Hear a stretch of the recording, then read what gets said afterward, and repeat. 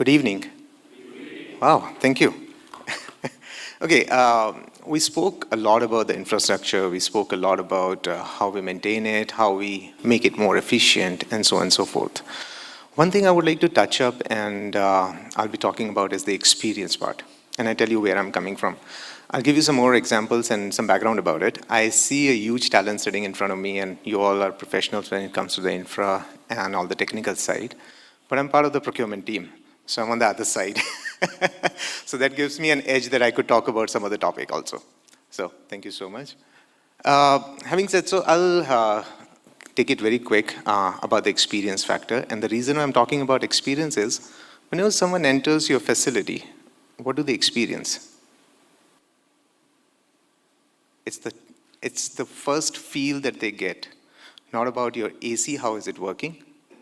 They don't talk about whether you have saved that much of water or not. They talk about some other things, which is, once they enter the campus, what kind of feel that they carry back with them.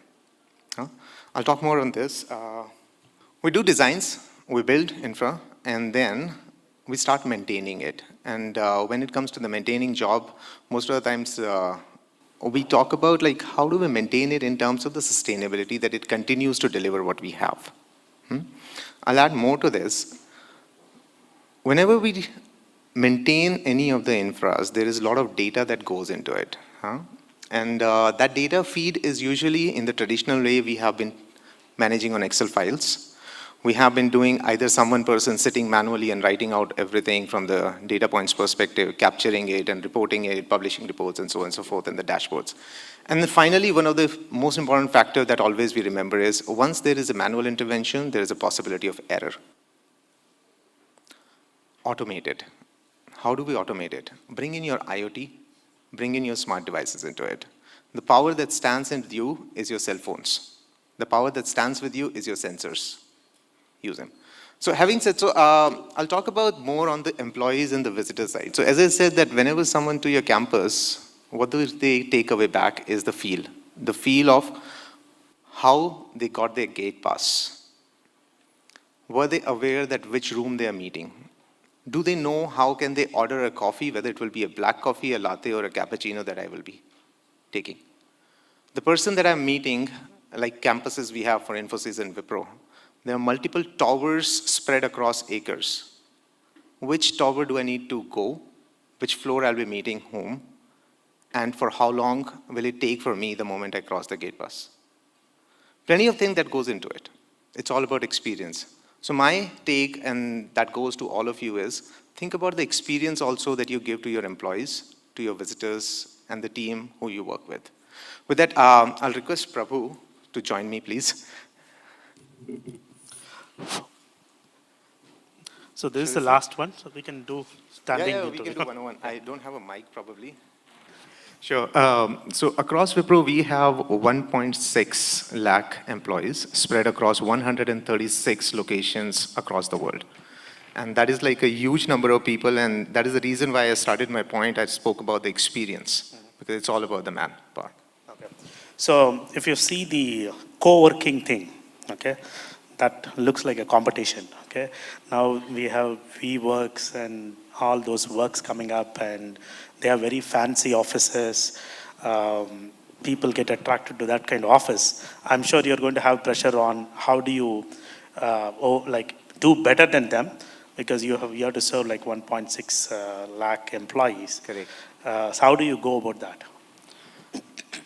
Okay, I'll say it this way that in Wipro we have a liberty of the land.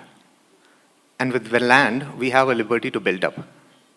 And when it comes to building up, we also have a liberty to invest into it, the best infrastructure, the best technology, and what we have the best available. We have a beer outlet serving them beer in the evening on Fridays.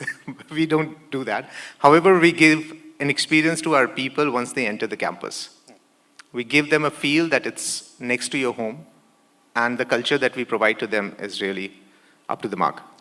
The co-working brings lots of VCs into the office, so that is something which is missing, I think. Yeah, absolutely. And can you give us, like when Puneet spoke, he gave a high-level structure of they own what they want, and then they work with, they define what level of precision they want, and then they are partnering with specific vendors on execution. So I think there is similar scale that you're operating. So on what thesis you do, like you own it and then you partner with vendors or FM operators? Yes, I'll first of all take the liberty, and apologies for me. I would not call them vendors and suppliers because I'm coming from a procurement domain, so I would prefer to call them as my partners. They are the SMEs. So in Wipro, we buy solar power, which is like, but we don't invest in it. There are people who are SMEs and they are capable enough to invest and generate much better what Wipro could do in that area. Huh? Having said so, I will say that with the partners, like IFM partners that I have like key players. One of them is sitting across here with JLL. I could say that we rely on them because it goes as a partnership approach. Having said so, Wipro is an IT industry. We try to focus ourselves on the IT side. But in the IFM, we rely on our partners and ask them to bring in the best possible that they could across the world, what their best practices they are doing, and share with us so that we could also implement it. And that goes to other partners that we have across multiple areas. Any specific learning that you can think of, for example, the previous session, one learning I was able to take is, so they went for low-cost or maybe not so good sensors. Then there was an experience where it didn't solve the purpose. Then they have to retrofit it, which is actually a very good learning for everyone else, where how do you define your requirement and then rather spend upfront than not seeing the results. So another learning I was able to see is the wrong data. Okay? So if you're working on wrong data, then it is better to not even work. Okay?